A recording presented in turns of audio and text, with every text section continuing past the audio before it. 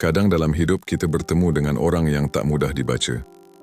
Hari ini mereka tampak hangat, penuh perhatian, lembut dalam tutur kata.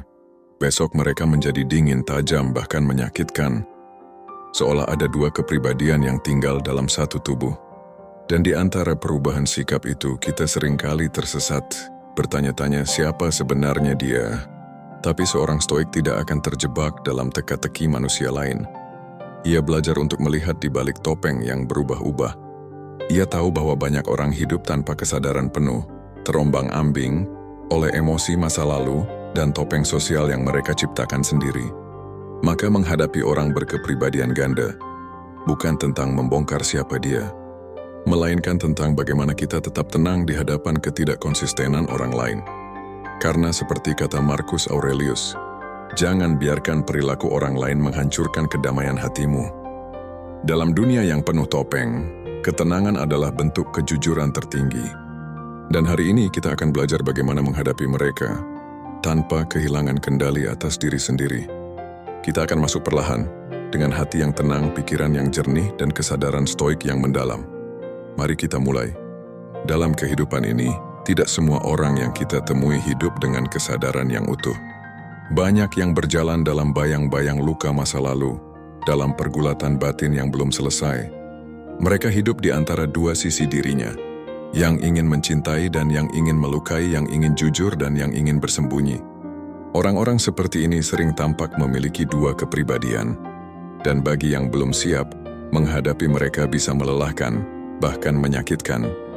Namun seorang stoik tahu bahwa dunia ini memang dipenuhi dengan manusia yang terbelah. Tidak semua perpecahan terlihat di permukaan. Ada yang tersenyum sambil menyembunyikan kebencian, ada yang menolong sambil menyimpan dendam, ada yang bicara lembut tapi pikirannya penuh badai, dan kita tidak bisa mengontrol itu. Epictetus pernah berkata, kita tidak bisa mengendalikan apa yang terjadi di luar diri kita, tapi kita selalu bisa mengendalikan cara kita menanggapinya.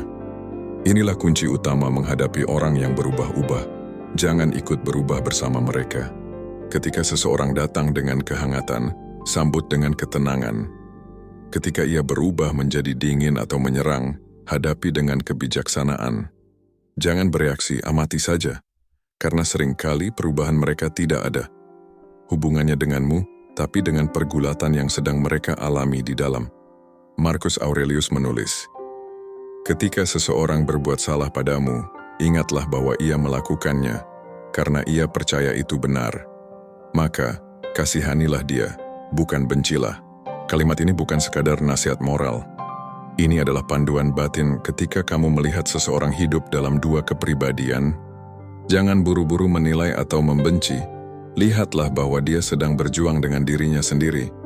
Namun, kebijaksanaan tidak berarti kamu harus membiarkan dirimu terluka. Ketenangan bukan berarti pasrah pada kekacauan orang lain. Seorang stoik tidak tunduk pada permainan emosi orang lain, tapi juga tidak menaruh dendam. Ia menjaga jarak dengan bijak. Ia tahu kapan harus hadir dan kapan harus pergi. Jika kamu menghadapi seseorang yang berkepribadian ganda, yang hari ini mencintaimu dan besok menyakitimu, ingatlah satu hal. Yang berubah bukanlah nilai dirimu, tapi persepsi mereka. Jangan jadikan perubahan orang lain sebagai ukuran ketenanganmu, sebab kedamaian sejati tidak datang dari luar. Ia tumbuh dari dalam, dari disiplin jiwa untuk tetap jernih ketika dunia di sekitarmu kacau. Dan hanya mereka yang mampu menjaga pikirannya tetap tenang di tengah kekacauan yang benar-benar merdeka. Bagi seorang stoik, memahami manusia berarti memahami bahwa setiap orang adalah jiwa yang sedang belajar. Ada yang belajar dengan cepat, ada yang tersesat di jalan, maka biarkan mereka dengan perjalanan mereka. Jangan memaksakan perubahan, jangan pula mencoba menyelamatkan semua orang, karena tugasmu bukan memperbaiki semua yang rusak, tapi menjaga agar jiwamu tidak ikut hancur karenanya.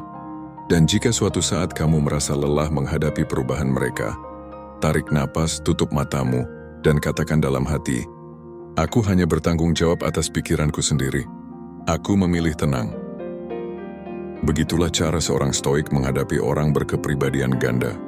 Dengan kasih tanpa keterikatan, dengan empati tanpa kehilangan batas, dan dengan hati yang kuat, namun tetap lembut. Dan seiring waktu, kamu akan mulai memahami sesuatu yang lebih dalam, bahwa setiap jiwa yang terpecah bukanlah musuhmu, melainkan cermin dari apa yang belum selesai di dalam dirimu. Kita sering terganggu oleh orang yang tidak konsisten karena jauh di dalam diri kita juga pernah berjuang dengan hal yang sama.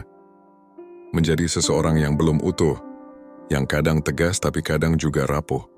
Ketika kamu mulai melihat orang lain sebagai refleksi, bukan sebagai ancaman, maka luka yang mereka bawa tidak lagi menular kepadamu.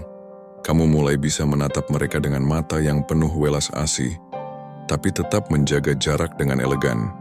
Inilah kebijaksanaan yang halus, tetap berempati tanpa harus ikut tenggelam. Marcus Aurelius menulis, kemarahan terhadap orang lain hanya menambah luka di dalam dirimu sendiri. Dan benar, setiap kali kamu marah kepada orang yang tidak bisa memahami dirinya sendiri, kamu sedang menyerahkan ketenanganmu pada kekacauan mereka. Padahal disinilah latihan sejati seorang stoik, untuk tetap berdaulat atas pikirannya meskipun dunia di sekitarnya tak stabil. Tidak semua orang mampu hidup dengan kesadaran penuh. Ada yang terjebak dalam trauma masa lalu, dalam ego yang belum disembuhkan, dalam rasa takut kehilangan kendali. Mereka akan terus berubah-ubah, hari ini ingin dekat, esok ingin menjauh, lalu datang lagi seolah tak terjadi apa-apa. Dan kamu jika tidak berhati-hati bisa menjadi korban dari badai batin mereka. Tapi seorang stoik tidak hidup untuk menjadi korban. Ia hidup untuk menjadi saksi yang tenang atas segala perubahan. Ia tahu bahwa setiap manusia adalah proses yang sedang berlangsung. Maka daripada mengutuk perubahan mereka, ia memilih untuk berdiri tegak. Di tengahnya, tenang, sadar, dan tidak terseret. Epictetus pernah berkata, jika seseorang bisa membuatmu marah, berarti ia telah mengalahkanmu. Kalimat ini bukan untuk menakut-nakuti, tapi untuk menyadarkan bahwa setiap kali kamu bereaksi tanpa kendali, kamu menyerahkan kekuasaan atas dirimu sendiri kepada orang lain. Jadi ketika kamu bertemu dengan seseorang yang hidup dalam dua wajah, yang satu lembut, yang lain tajam, ingatlah, kamu tidak perlu ikut berubah. Ketenanganmu adalah bentengmu, konsistensimu adalah tamengmu, dan belas kasihmu adalah cahayamu. Jangan biarkan perilaku orang lain mendikte siapa kamu hari ini. Kamu tidak harus membalas kebohongan dengan amarah atau kepalsuan dengan benci. Kamu cukup hadir dengan kejujuran, lalu melangkah pergi ketika situasi mulai menggerus kedamaianmu. Itulah kekuatan sejati. Bukan untuk menguasai orang lain, tapi menguasai diri sendiri di hadapan orang lain yang kehilangan kendali. Dan bila suatu hari kamu bertemu lagi dengan orang seperti itu, jangan takut. Lihat mereka sebagaimana seorang pejalan melihat badai. Badai bisa mengguncang, tapi tak selamanya berlangsung. Kamu hanya perlu berteduh dalam kesabaran dan badai akan berlalu dengan sendirinya. Karena yang membuatmu tenang bukan dunia di luar sana, tapi dunia kecil di dalam hatimu yang kamu jaga dengan penuh kesadaran. Dan hanya ketika kamu mampu menjaga kedamaian itu, kamu benar-benar bebas dari pengaruh siapapun, termasuk mereka yang tidak tahu siapa dirinya sendiri. Pada akhirnya, kita harus memahami bahwa tidak semua orang yang kita temui akan memiliki kedalaman yang sama dalam memahami dirinya sendiri. Ada jiwa-jiwa yang masih retak, yang sedang belajar menjadi utuh, dan dalam proses itu, mereka seringkali tanpa sadar melukai orang lain. Namun bukan tugas kita untuk memperbaiki mereka. Tugas kita adalah menjaga diri agar tidak ikut hancur dalam badai mereka. Marcus Aurelius pernah menulis, ketika kamu berhadapan dengan orang yang sulit, ingatlah bahwa mereka bertindak demikian. Karena mereka tidak tahu apa itu kebaikan dan keburukan.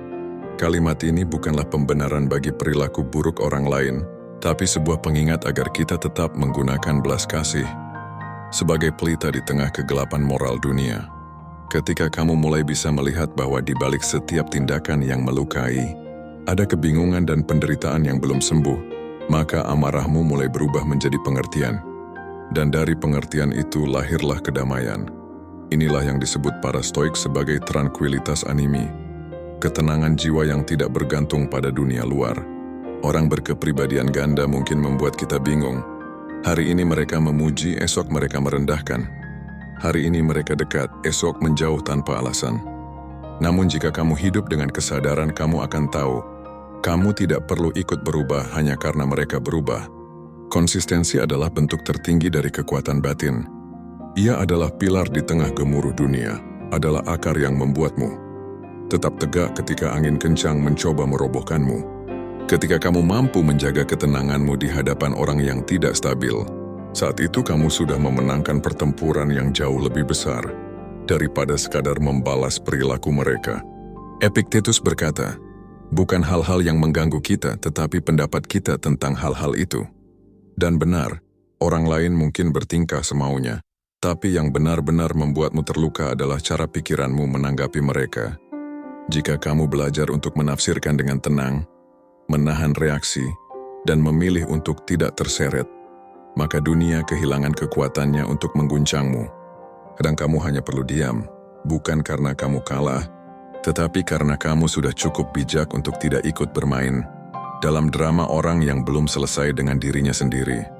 Diam yang penuh kesadaran adalah bentuk kebijaksanaan tertinggi, sebab di dalam diam itu kamu bisa melihat semuanya dengan lebih jernih. Permainan ego, rasa takut, dan topeng yang mereka kenakan untuk menutupi luka. Kamu tidak bisa mengubah mereka, tapi kamu bisa mengubah caramu memandang mereka. Kamu bisa memilih untuk tetap jernih, tetap lembut, tetap kuat. Dan disitulah kemerdekaan sejati bermula, ketika kamu tidak lagi menjadi budak dari emosi orang lain. Jangan biarkan dirimu kehilangan kedamaian hanya karena seseorang tidak tahu bagaimana menjaga dirinya sendiri. Jangan turunkan nilaimu hanya untuk menyesuaikan diri dengan kekacauan orang lain. Kamu boleh berempati, tapi tidak harus ikut hanyut. Kamu boleh memahami, tapi tidak harus membenarkan. Dan kamu boleh mencintai tanpa kehilangan dirimu sendiri. Ketika kamu sampai pada titik itu, kamu telah mempraktikkan inti dari stoikisme, menguasai diri sendiri di tengah dunia yang tidak bisa kamu kendalikan. Maka jika hari ini kamu berhadapan dengan seseorang yang tampak dua wajah, ingatlah, tidak perlu marah, tidak perlu takut, tidak perlu membalas. Cukup sadari bahwa mereka adalah guru yang diam-diam, sedang mengajarkanmu kesabaran, kejernihan, dan kekuatan batin.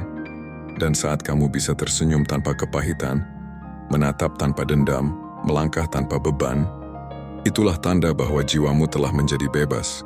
Bebas dari permainan emosi, bebas dari drama, bebas dari racun yang berasal dari orang lain. Tenanglah, kamu tidak perlu membuktikan apapun kepada siapapun.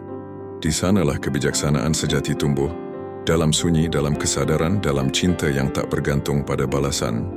Itulah jalan seorang stoik, bukan untuk menjadi batu yang dingin tanpa perasaan, tetapi menjadi api yang hangat, yang tahu kapan harus menyala dan kapan harus diam. Karena pada akhirnya, kekuatan terbesar manusia bukanlah menguasai dunia, melainkan menguasai dirinya sendiri di hadapan dunia yang kacau.